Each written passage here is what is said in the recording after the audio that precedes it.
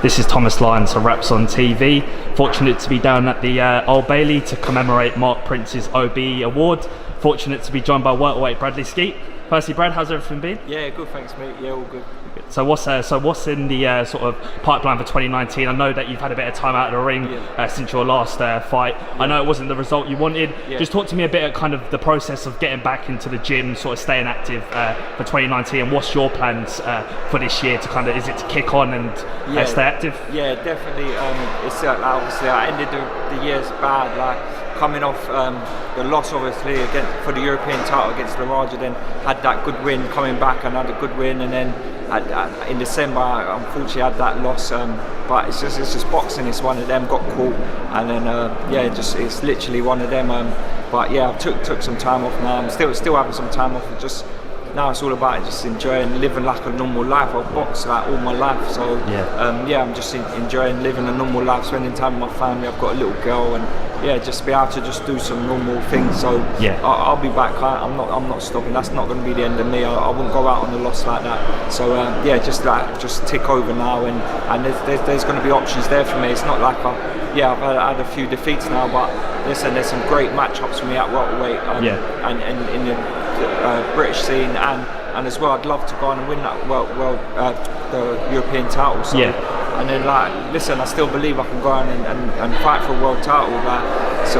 But it's all about rebuilding now. And like I say, domestically, I've done that. I've been there, I've won the British title outright, and moved on from that. But if it means I have to go back to domestic level to go on and move forward, then I'm happy to do that. Then, like I say, there's some great fights there. So we're just seeing. But I'll definitely be coming back. So was that kind of transition from domestic scene to European level? I know we've seen kind of in the past or recently with Lewis Ritson obviously stepping up against Patera, and we've had kind of more recent Ted Cheeseman with Garcia. So was it a shock to you kind of the jump up in level? I know you're someone that's a consummate professional and has got the ability to challenge at that kind of tier of wild boxing and sort of fringe world level. So was it a kind of a shock to you how kind of the jump from? I think I'm more than capable of mixing at European level. I've beaten people who's won European titles and more. So it was a shock, but it was the fight I was up against. So you just got to go and look at the likes of people he's beat since me and who he's fighting now.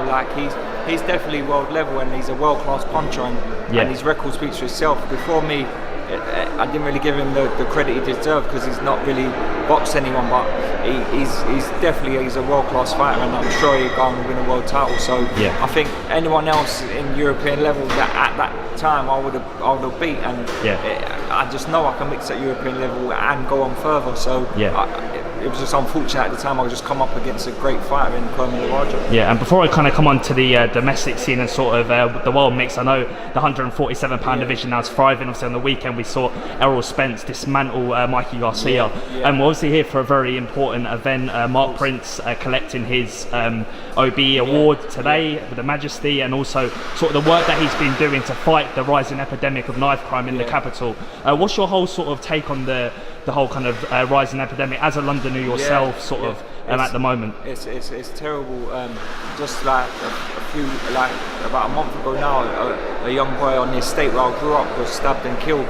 Literally is on the estate that I grew up on. So it's happening far too often now, and it's just it's got to stop. There's people like Mark out there who's pushing and fighting for it to stop. Is unbelievable, and I support anyone, especially Mark, who's campaigning to get these things this to stop, because it's got to stop. It can't continue. I mean, it was a very kind of distressing case, obviously, with got his son Kyan, very talented footballer, and sort of now the way that he's kind of deservedly kind of got that mainstream attention. The media not always have kind of portrayed the rise of youth violence in a very sort of positive manner, but I mean, kind of Mark's kind of instilled that ethos and that kind of community spirit into his campaign. Definitely. And do you think there needs to be a lot more done with grassroots initiatives, government funding and those sort of things to help combat this kind of rise in youth violence? Definitely, 100%. You just got to look at the youths, what's doing it. I'm sure if they had government backed them places to go and schemes to go on and centres and for instance boxing gyms, I'm more than happy to help out and run boxing classes, run like for kids or just to get them off the street, because 9 times out of 10 they're on the street bored and up to no good and get into the wrong things, and then this what happens. So it's got to stop, and I'll back it all the way. I mean, there is kind of many forms of combat sport that kind of a lot of these kind of campaigners have said that it's a good way of instilling discipline into young people that are potentially not going to go down the right direction, not by their own sort of responsibility, but kind of the way that they might be kind of swayed into a different path, sort of like gang culture and other kind of negative aspects. In your opinion, how kind of much does boxing instill that discipline, give someone a sense of direction that they possibly wouldn't have had growing up? It's proven. It's like I know from myself, being in the gym from a young age and being in the gym working hard and training and just being away from it.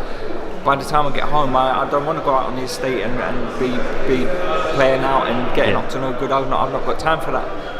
But it's just the discipline and it's just the respect. Like you get like some sort of respect from being in the gym and around others, and just like I say, it's that discipline, that respect, and that you just by the time you have a good training session, you're knackered. You ain't going out on the street getting up to no good. So I think it's boxing is could help it big time. Yeah, and I mean, touch on the welterweight scene at world level.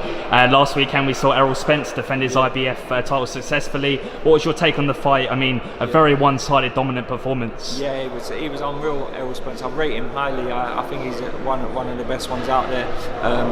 I think Michael Garcia took a big jump stepping up 2 weights to fight 147, but fair play to him. He's a great in himself, and I'm sure if he wants to stay at 147, I'm sure there's some great fights there for him, but he could go back down and dominate. But like I say, there's some great fights at world level at 147. It's unreal. I know I keep always going back to it, but my chance was to my claim to fame sort of thing was getting linked with the Jeff Horn fight, and when that fell through, it was gutting for me. But it is what it is. It's boxing, and these things happen. And I'm sure, like I say, I can get back to winning ways and get some good performances behind my belt and get back to winning streak, and then just move on from there.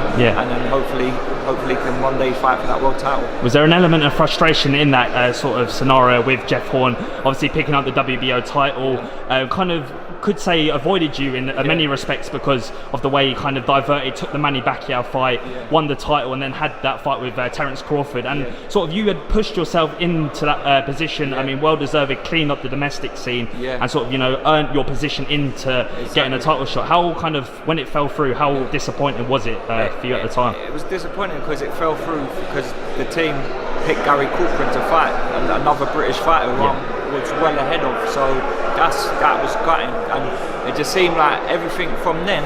Everything just seemed like it went pear-shaped for me. Like it was just one thing after the other. Then, so that was like a curse in my career, sort of thing. So, but it's just one of them. I can't work around it. It's one of them. Like so, I just brush myself down and then get back on it. And I'm sure if I keep winning and getting some good performances and good wins against good names, and I can get back into that mix and hopefully, like I say, fight for. I want to win that European title and then go on to world level after that. Yeah, is that your kind of main ambition now, to avenge that loss against Kerman? If the kind of fight presented itself, it looks quite likely that he's going to probably push on now in the world rankings. So if that kind of belt became vacant, would you kind of jump at the opportunity of? 100%, definitely.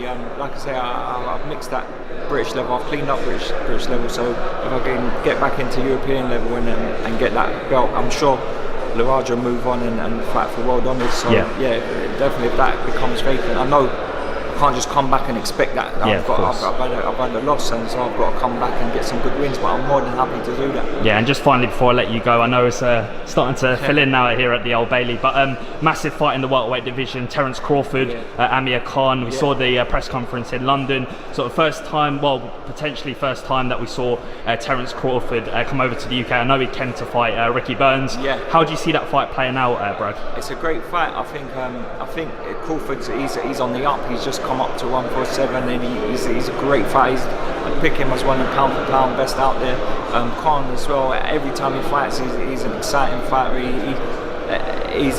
I would really wanted to see Khan and Brook. That's the fight I wanted to see. I think a lot of people wanted to see it, but he got stick for like people saying he swerved it, but he's not swerved the fight because he's been in he's been in with Canelo, and then he's been with some great names. So he didn't swerve Brook. I just think this obviously was a better opportunity for him, and he took that. So I wish him all the best. But Crawford's a great fighter, and I think he's up against it. Yeah, Brad, I appreciate you giving me some of your time. You're looking the part as always, and hope you do enjoy your evening here. I know it's going to be a really nice event, kind of warming to see Mark collect some accolades and some more sort of respected opinions from the wider boxing fraternity. Appreciate you getting on the platform, giving us some of your time today, and hopefully we'll catch up with you soon. Top man, Thomas Lyons, Raps on TV, Bradley Skeete, all the best champ, and best of luck for 2019.